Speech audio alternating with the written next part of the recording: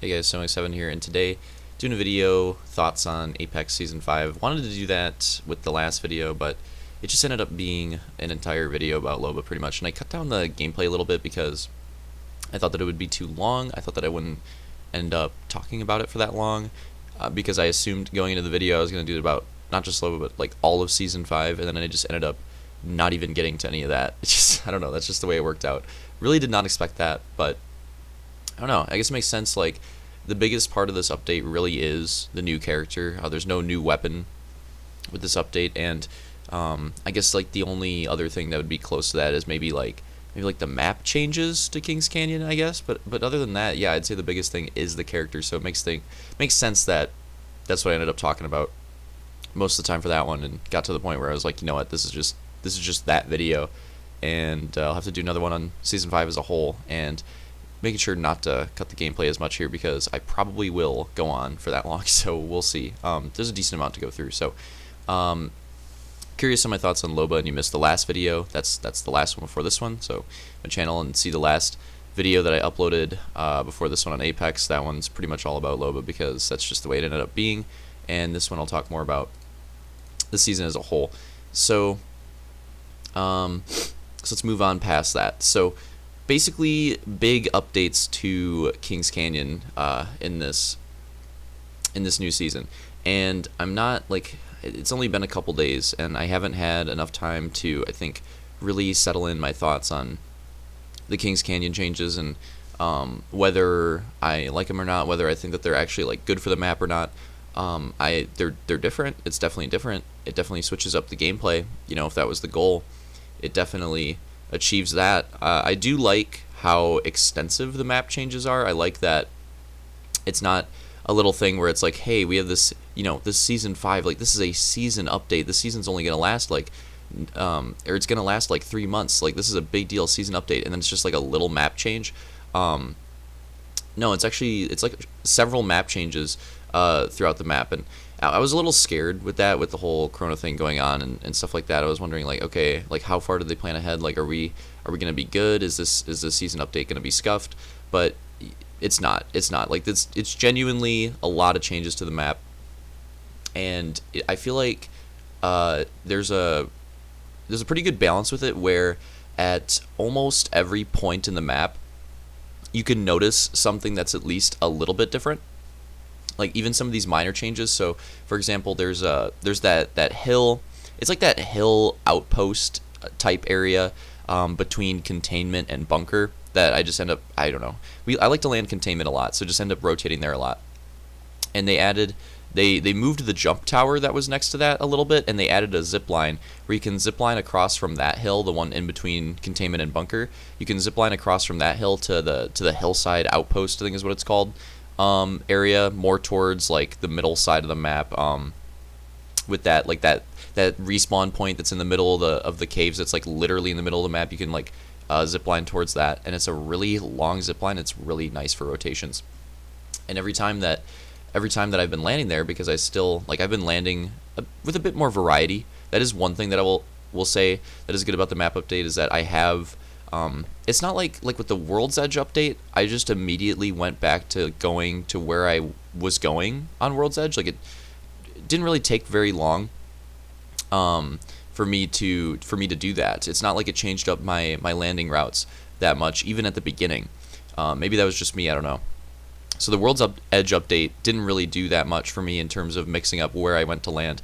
But when it comes to this Kings Canyon update, I've been experimenting a lot.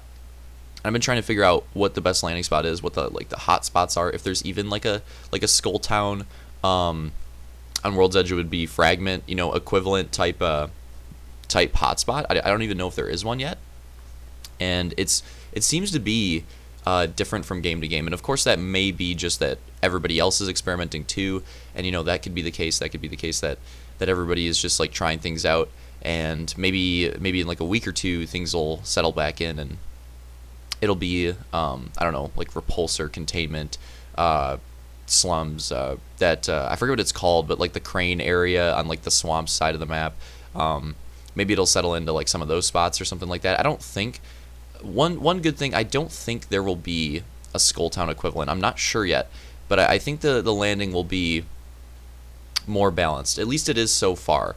So, and I do think that is a good thing, because as much as I enjoy the skull drops, at times it could get annoying, especially when you have a whole, let's say like one game you decide not to land there and then the whole lobby lands there, and like there's only like 20 people left and the first zone hasn't even closed in or something like that. I've had a lot, those situations still happen, but I've had a lot less of those games, or fewer of those games. Like there's been a lot more games where it's been, it'll be like first zone in a pub, not even a ranked match. It'll be like first zone closing in. There'll still be in trios, like 10 to 12 squads left or something like that, which I feel like was not common at all on Kings Canyon in the past. So overall, just to summarize things here, because I've been going on map changes for a little bit, I'm not sure how much I like them yet, but I do know that it definitely switches up the map. It definitely switches up the meta, and it at least makes things interesting. You know what I mean? I'm glad that we're going to Kings Canyon and that we have like a little bit of a new Kings Canyon to learn, because it would have been really boring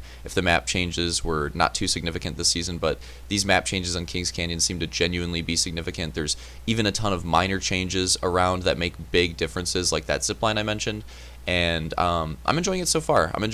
Even though it's not the entire map being changed, like literally the entire map, it almost feels like a new map with how big the new additions are.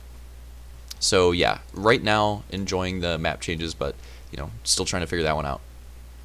Another thing that they added in is the, what do they call them? Charge towers? Is that what it's actually called? Charge towers? Okay, so charge towers. I'm just surprised. I could have swore that's not what it was called, but I guess that's what it is. Just gonna go over this one real quickly. It's just a new thing in the map where you can go up to it and you can charge up your ultimate. It even from like 0%, it just charges it up all the way right away. And cool. Like I don't really mind this at all. I don't think this is going to be game breaking or anything. It's just a new way to interact with the map. And yeah, I mean, I don't know. I guess like getting your ult a bit faster could be pretty important in some situations. But I mean, overall, I don't think these things are going to be game breaking. I think it's mostly just going to be another like fun thing to do in the map, and another thing to shoot for. Because as much as I really don't like Warzone, I don't think I've played Warzone in a month. As much as I really don't like Warzone, one thing that I will say Warzone does do well is there's always like something to do. And when you play Warzone, there's always like something to do. There's always like some contract to go after, like something to do on the map. And I think that it does that better than any BR. And I think that having this charge tower is like Apex getting closer to something like that. Similar to like the vaults, like the vaults on World Edge, like stuff like that. Stuff that you can do in the map, ways you can interact with the map, and just things that you can do while you're like running around and looting to spice up the gameplay a little bit. More of that stuff is not a bad thing at all, in my opinion. So, like stuff like the charge towers, don't mind that at all. They introduced the season quest, which is a new like PvE lore type thing. I don't know how else to put it. I can't really say anything about that yet because it hasn't really started yet. But maybe when it finishes, maybe when it's gonna be a while too, because it's like an episodic, like a weekly type thing. It sounds cool. It sounds cool, and we're just gonna have to wait and see. We're just gonna have to wait and see till it finishes, and maybe when it finishes and I get all that done, we'll make a video on it. All I can say about it so far though is that I was worried about, like, you have to find these treasure packs to sort of like to progress in it. You have to find these treasure packs, and they randomly drop out of like loot bins and stuff like that while you're playing Apex, and I was worried that they would be not common enough, but that is not the case. At least as far as I've played so far, I've had no problem finding the treasure pack within my first, like, not even hour of play. Usually within my first game, I see a treasure pack or two. And also having Loba in the squad makes it a lot easier too. So not too big of a deal there. I thought that would maybe be something that was annoying about it, but not that big of a deal. Seems fine so far. And we'll see how that shapes up the rest of the season once it really gets started. The Battle Pass, I took a look at the Battle Pass a little bit, and I don't remember everything in there. It's hard. There's a lot of stuff in there. It looks pretty similar to the Battle Passes that we've been getting since, like the Season 3 style Battle Pass. I think that, like, Season 1 had its own particular, like, it was kind of bad. It had its own style. It was kind of bad. And then Season 2, it was starting to change up a little bit. And then ever since Season 3, like, Season 3, 4, and 5's Battle Passes have all been pretty similar. and they've all been pretty like in a good spot. I would say that's the only thing that I don't like about this battle pass is that it is so similar. Like they didn't really switch it up at all. But how would they do that? They'd probably have to add like some, I don't know, new emote type thing to the game, like when they added the emotes while you're diving or whatever. Is it called like dive emotes? I don't know what it's called, but those emotes, they got to add that to the pool. I don't think they added anything around like this time that they could add to the pool. But that's the only thing I would say about the battle pass is that it is kind of samey. So it's gotten to that point where like the last couple seasons battle passes have been pretty samey. So maybe like hopefully something in season 6. Maybe like a new type of reward or something. Doesn't have to be a new mechanic in the game. Doesn't have to be a new like type of emote or something. But I don't know. Even something as similar or as simple as like at one tier, at like a 50 tier, like a big tier or something like that, you get like a skin pack instead of getting like a character skin. There's one where you get like a skin and like an alternate skin. You know what I mean? Like how they have the alternate skins for characters. You could have like this Wraith skin and then an alternate Wraith skin or something like that. I don't know, just something to spice it up a little bit because the last few battle passes have been pretty samey. But aside from that, it's not bad though. It's not bad. All the skins in it look pretty decent. The last Wingman skin looks great. Most of the character skins aren't that bad. The Wraith one is kind of weird, but I don't really mind it too much because I don't know, Wraith is kind of weird anyways. But yeah, I mean all the skins in it are decent. If you liked the season 3 and 4 battle pass, you'll like this one. It's pretty much the same. Okay, so moving on from that, they added Reconnect to the game, and that is amazing. That honestly might be the best, or maybe what? No, it's got to be like the biggest and possibly the best thing to come out of this. Like Reconnect is something that most people, or a lot of people, have been asking for. Because everybody has issues sometimes where you get disconnected from a game or something goes wrong with like hardware or maybe it's the internet, whatever it is, it doesn't matter. Everybody has those issues at like some point in time, nobody can escape it. And Reconnect is really nice because now you can actually, in certain situations, you could reconnect in a really bad spot. Your teammate can die. Like things could go wrong still. But if you reconnect, if you can reconnect quick enough and you disconnected in a decent enough spot, you can like just hop right back into your game. And from what I've seen, from what people have said, I personally have not had like any DC problems yet, so I haven't had to.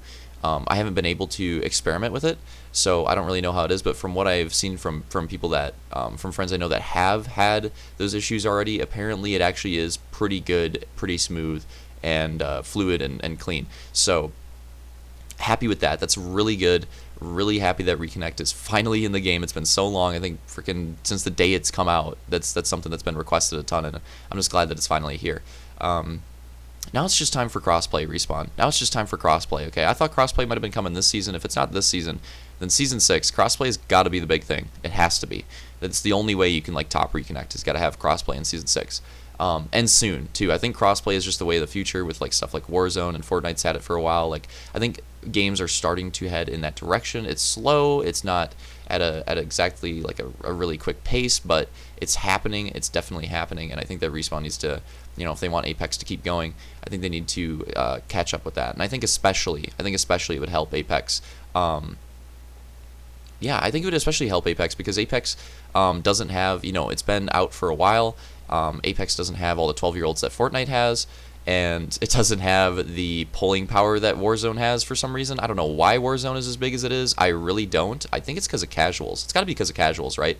Because I don't know. I think most Call of Duty players understand that Warzone's really not that great, like actual COD players. But I think that Warzone's just really big with casuals or something. I don't know. Point is, Apex is at that point where it's still probably like the 3rd biggest BR, but it's kind of on that fringe. And I think crossplay could help its player population across all platforms, obviously, a lot. And it'd be really nice.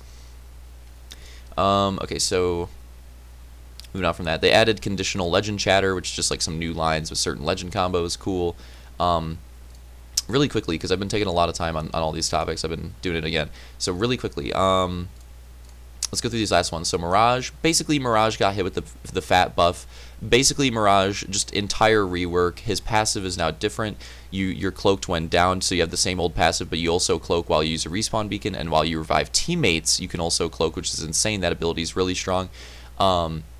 His ultimate is different now. It deploys a bunch of decoys, and they mimic what you do. So basically the way they changed the decoy is you can now control the decoy to where instead of just moving in a straight line, the decoys will do everything that you do. So like, my favorite use for this is if you're teabagging, your decoy is going to be teabagging. that's great.